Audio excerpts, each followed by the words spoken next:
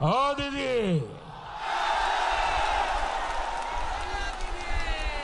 साथियों नमस्कार, मैं हूं नीरज पटेल और आप देख रहे हैं नेशन जनमत। आखिरकार ममता बनर्जी ने पश्चिम बंगाल की जंग में बुरी तरीके से प्रधानमंत्री नरेंद्र मोदी, अमित शाह की टीम को पटकनी दे दी है। नेशन जनमत समूह की मासिक पत्रिका मिशन जनमत की कवर स्टोरी पर हमने पिछले महीने जो कवर स्टोरी छापी थी उसमें हमने लिखा था बंगाल किसका। स्टोरी का लब्बो-लुआब यही था कि जो भारतीय जनता पार्टी की लहर पश्चिम बंगाल में दिखाई जा रही है वो केवल दलाल, भांड, दरबारी और कॉरपोरेट मीडिया के द्वारा बनाई हुई है। दूर दूर तक भारतीय जनता पार्टी वहां तृणमूल कांग्रेस से लड़ाई में नहीं है और हमारी जो संभावना थी वो सही व्यक्त हुई। लेकिन सवाल ये उठता है कि ममता बनर्जी ने पश्चिम बंगाल में और स्टालिन ने तमिलनाडु में आखिर जीत कैसे हासिल की, इसके मायने क्या हैं और उत्तर प्रदेश समेत अन्य राज्यों में जो आगे चुनाव होने हैं उनमें इसके क्या मायने रहेंगे। तो सबसे पहले समझने की जरूरत यह है कि ममता बनर्जी को प्रचंड बहुमत मिला है। जहां 213 सीटें तृणमूल कांग्रेस को मिली, वहीं भारतीय जनता पार्टी पूरे हो हंगामे, शोर शराबे, प्रधानमंत्री नरेंद्र मोदी के बेहद ही अव्यवहारिक तरीके, ओ दीदी ओ दीदी दीदी, हाँ दीदी। आपने इस सब ड्रामेबाजी के बावजूद महज 77 सीटों पर भारतीय जनता पार्टी सिमट गई। मतलब 136 सीटें ममता बनर्जी को ज़्यादा मिली। क्यों ज़्यादा मिली ये समझने से पहले आपको ये भी बता देता हूँ कि अकबरुद्दीन ओवैसी की AIMIM, जिसको तमाम लोग दबी जुबान कहते हैं कि भारतीय जनता पार्टी की बी पार्टी है, जहां भी भारतीय जनता पार्टी को खतरा महसूस होता है वहां मुस्लिम वोटों के बंटवारे के लिए AIMIM लड़ने पहुंच जाती है। इसमें कितनी सच्चाई है ये मैं नहीं कह सकता, लेकिन ओवैसी की पार्टी और फुरफुरा शरीफ जैसे मुस्लिम नेताओं का जादू पश्चिम बंगाल में बिल्कुल नहीं चला। ओवैसी की पार्टी को 0.02 मतों से संतोष करना पड़ा। ऐसा इसलिए हुआ क्योंकि पश्चिम बंगाल का जो मतदाता था, जो भारतीय जनता पार्टी को रोकना चाहता था, उसके सामने कोई कंफ्यूजन की स्थिति नहीं थी।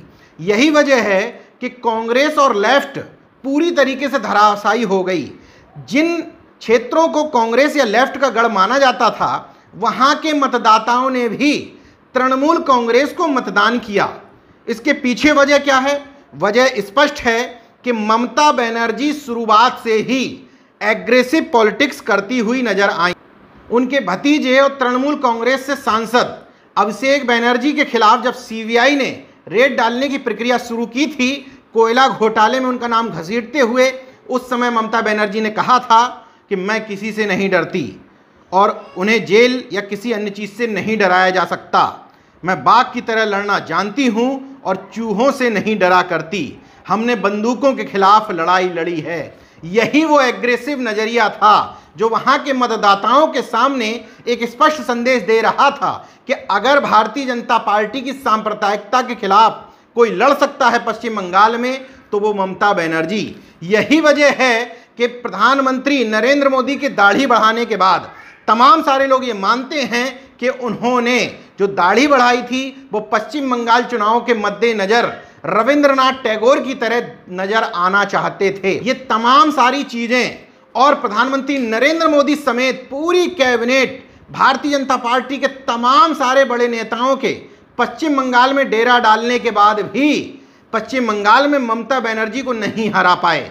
एक तो उनकी एग्रेसिव पॉलिटिक्स, दूसरा बड़ा रीजन ममता बनर्जी का जो रिकॉर्ड है। 2011 से लगातार मुख्यमंत्री रहने के बावजूद ममता बनर्जी के पास अभी भी वही पैतृक आवास है जो कोलकाता में हरीश चटर्जी स्ट्रीट पर है। उसमें मकान के आधे हिस्से में अभी भी वही पुराने खपरेल छपे हुए हैं। हालांकि इस मकान में तमाम बड़े बड़े लोग पहुंच चुके हैं क्योंकि वो देश की एक जानी मानी राजनीतिक शख्सियत का घर है, लेकिन ममता बनर्जी को जरा भी इसमें कोई कष्ट नहीं होता है। ममता बनर्जी चाहे वो मुकेश अंबानी की बेटी ईशा अंबानी की शादी में पहुंचे तब भी उसी कॉटन की साड़ी में, और उसी हवाई चप्पल में पहुंचती हैं, उनको इसमें कोई तकलीफ नहीं होती है।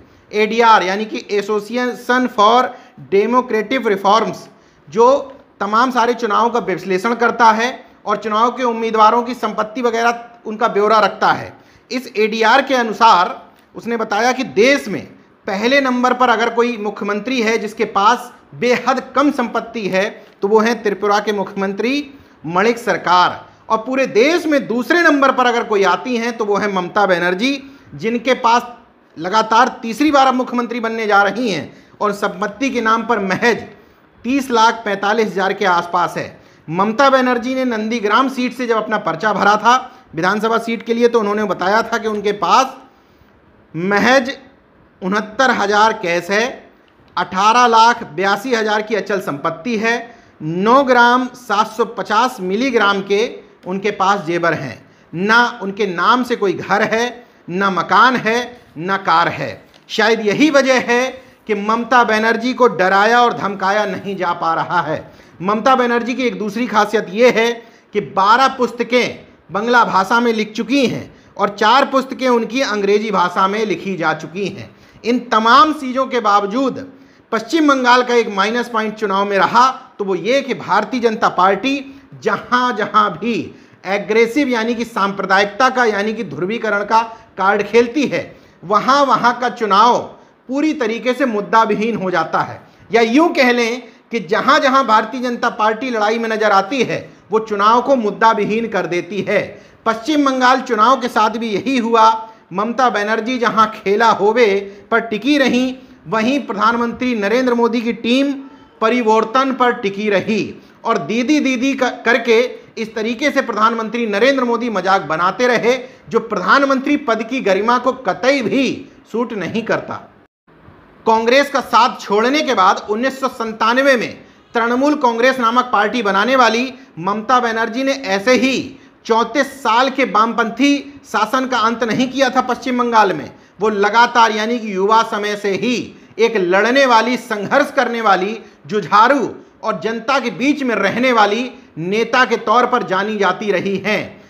कलकत्ता में जो अपने पैतृक आवास से काफ़ी दिनों तक मुख्यमंत्री पद की गरिमा को संभालती रही, उसकी वजह यह थी कि वो लगातार जनता के बीच में रहना चाहती थीं और कहीं से भी जनता से अलग नहीं दिखना चाहती थीं। इसलिए ममता बनर्जी को बधाई देने वाले तमाम सारे नेता, चाहे वो अखिलेश यादव हों, प्रियंका गांधी हों, मायावती या अन्य नेता, तमाम सारे नेताओं को सीख भी लेने की ज़रूरत है कि आखिर ममता बनर्जी बना कैसे जाए। सरकार के खिलाफ लड़ने की जो आज हिम्मत ममता बनर्जी में नजर आती है, उत्तर भारत के किसी भी नेता में इस तरीके से आंखों में आंखें डाल करके लड़ने की हिम्मत नजर नहीं आती। भले ही नंदीग्राम से चुनाव हारने के बाद ममता बनर्जी ने सहानुभूति जुटाने के लिए रिटर्निंग ऑफिसर वाली कहानी गढ़ी हो, भले ही ममता बनर्जी ने व्हील चेयर पर घूम घूम करके चुनाव प्रचार किया हो, लेकिन ये बात हकीकत है कि ममता बनर्जी जहां सख्त रुख अपनाए रहीं, वहीं दूसरी तरफ सहानुभूति लेने में भी उन्होंने कोई कोर कसर नहीं छोड़ी। जिस तरह की पॉलिटिक्स आपके सामने हो रही हो, आपको भी ड्रामेबाजी में आना ही पड़ता है। सामने किस तरीके से एक अभिनवबाज थे, उनके सामने बार बार ममता बनर्जी को ये बताना पड़ा कि केंद्रीय बलों का उनके सामने डर सता रहा है, चुनाव आयोग उनको हराने की कोशिश कर रहा है। अपने ऊपर हमले की जो कहानी थी या हकीकत थी ये मैं नहीं जानता, लेकिन उसके बाद उनका लगातार व्हील चेयर पर घूमना, ये सब उनके प्रति सहानुभूति जा रही थी मतदाताओं की।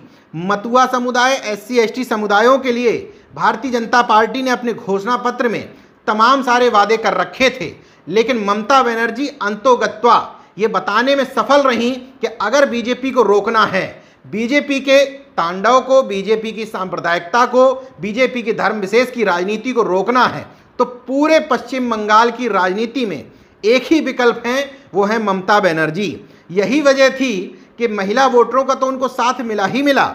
इसके अलावा तृणमूल कांग्रेस को जहां 47% मत मिले, वहीं भारतीय जनता पार्टी को 38% मत से संतोष करना पड़ा। मतलब मत का विभाजन सीधे सीधे तृणमूल कांग्रेस और बीजेपी में हो गया। ममता बनर्जी की इस जीत में बीजेपी के उन तथाकथित चाणक्यों का भी हाथ है जिन्होंने ममता बनर्जी के पक्ष में वोट को लामबंद करने में, यानी कि ध्रुवीकरण करने की कोशिश यहां हो रही थी। लेकिन वो वोट बैंक जो बीजेपी को हराना चाहता था, नहीं चाहता था कि नफरत की राजनीति पश्चिम बंगाल में परोसी जाए, वो वोट बैंक एकजुट हो गया ममता बनर्जी के पक्ष में।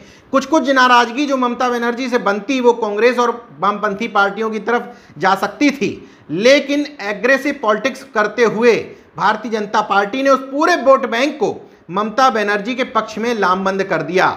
उत्तर प्रदेश की राजनीति में अखिलेश यादव, मायावती हो, चाहे अजय कुमार लल्लू, प्रियंका गांधी, चंद्रशेखर आजाद, अनुप्रिया पटेल, ओम प्रकाश राजभर, बाबू सिंह कुशवाहा, कृष्णा पटेल या ओवैसी की एंट्री, इन तमाम सारे लोगों को यह समझने की ज़रूरत है। इनमें से कुछ लोग तो भारतीय जनता पार्टी के पाले में खड़े हुए हैं, इसलिए वो ना समझें, लेकिन जो लोग भारतीय जनता पार्टी को रोकना चाहते हैं, जैसे सपा, बसपा और कांग्रेस जैसी पार्टियां, उनको एक बात बहुत अच्छी तरीके से समझने की ज़रूरत है कि वर्तमान दौर में चूंकि भारतीय जनता पार्टी अपने वोट बैंक के लिए स्पष्ट तौर पर खुल करके सांप्रदायिक कार्ड खेलती है, धर्म का कार्ड खेलती है, ऐसे में आप उनको अपनी पिच पर लाने में जहां जहां सफलता पाएंगे वहां वहां चुनाव आपके पाले में जाएगा।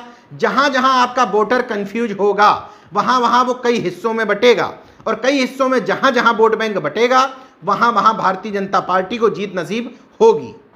इसलिए 2022 के चुनाव में जो पार्टियां आशा भरी नजरों से देख रही हैं, वो महज पंचायत चुनाव में आंशिक सफलता से अपनी पीठ ना थपथपाएं, घरों से बाहर निकलें। ममता बनर्जी लगातार भारतीय जनता पार्टी के खिलाफ लड़ती रहीं, उनको डर नहीं था न सीबीआई का, न सरकारी अन्य मशीनरी का। लेकिन वो नेता जो 2022 के चुनाव की तरफ देख तो रहे हैं उत्तर प्रदेश में, लेकिन उनको सबसे ज़्यादा डर सता रहा है। न घरों से निकलना चाहते हैं, न भारतीय जनता पार्टी की तरह अपने वोट बैंक के लिए एग्रेसिव पॉलिटिक्स करना चाहते हैं। ऐसे आराम तलब, मुद्दा विहीन, एजेंडा विहीन नेताओं के लिए बाद में एक ही बहाना रह जाता है, ईवीएम। मैं ईवीएम के शोर को सिरे से खारिज नहीं कर रहा, लेकिन लगातार नेशनल जनमत पर मैं कहता रहा हूं कि केवल और केवल ईवीएम को मैं कारण नहीं मानता। ईवीएम को कारण मानने से आप अपने नकारे नेताओं को वॉक ओवर देते हैं, उन नेताओं को जो घरों में पड़े रहते हैं, उन नेताओं को जो घरों से बाहर निकल करके संघर्ष नहीं करना चाहते, उन नेताओं को जो भारतीय जनता पार्टी की सांप्रदायिकता और नफरतवाद की राजनीति के खिलाफ लड़ना नहीं चाहते, उन नेताओं को जो मुकदमा होने से, सीबीआई से, सरकारी एजेंसियों के डर से चुप बैठ जाते हैं, उनको आप ईवीएम का हल्ला मचा करके वॉक ओवर देते हैं। वो तो चाहते ही हैं कि उनकी हार को आप ईवीएम में कन्वर्ट कर दें, ताकि ये सवाल ना उठे कि आपने अपनी तरफ से मेहनत कितनी की थी। ईवीएम एक बहुत छोटा कारण हो सकता है, लेकिन इसी ईवीएम के रहते हुए मैंने पहले भी दावा किया था कि ममता बनर्जी चुनाव जीतेंगी। इसी ईवीएम के रहते हुए 2 बार अरविंद केजरीवाल चुनाव जीतते हैं। इसी ईवीएम के रहते हुए राजस्थान में चुनाव हारती है बीजेपी। इसी ईवीएम के रहते हुए अपने गृह राज्य में अमित शाह 100 का आंकड़ा पार नहीं कर पाते हैं, गुजरात में 99 पर सिमट कर रह जाते हैं। इसी ईवीएम के रहते हुए मध्य प्रदेश भी हारे थे, बाद में उपचुनाव या ज्योतिरादित्य सिंधिया की वजह से भले ही खेल उल्टा हो गया, लेकिन मध्य प्रदेश हारे थे। इसी ईवीएम के रहते हुए दावा कर रहा हूं कि उत्तर प्रदेश भी हराया जा सकता है, लेकिन ममता बनर्जी की तरह, एमके स्टालिन की तरह एक नेता चाहिए जो सीधे सीधे अपने एजेंडे पर क्लियर हो। वोट बैंक को ये क्लियर हो कि भारतीय जनता पार्टी की नफरत की, आरक्षण विरोध की या कुछ जातियों के तुष्टीकरण की राजनीति को ये नेता हैं जो रोक सकते हैं। अगर ऐसा नहीं होगा तो कंफ्यूजन की स्थिति में वोट बैंक बटेगा, आपके सामने रोने को रह जाएगा सिर्फ और सिर्फ ईवीएम। देखते रहिए नेशनल जनमत, जागरूक और सजग बने रहिए। जय विज्ञान, जय संविधान, जय लोकतंत्र। धन्यवाद दोस्तों। अगर आपने मेरा YouTube चैनल सब्सक्राइब नहीं किया तो प्लीज़ सब्सक्राइब कर लें और उस बेल आइकन पर जरूर क्लिक करें, जिससे जो मेरे न्यू वीडियो हैं वो आप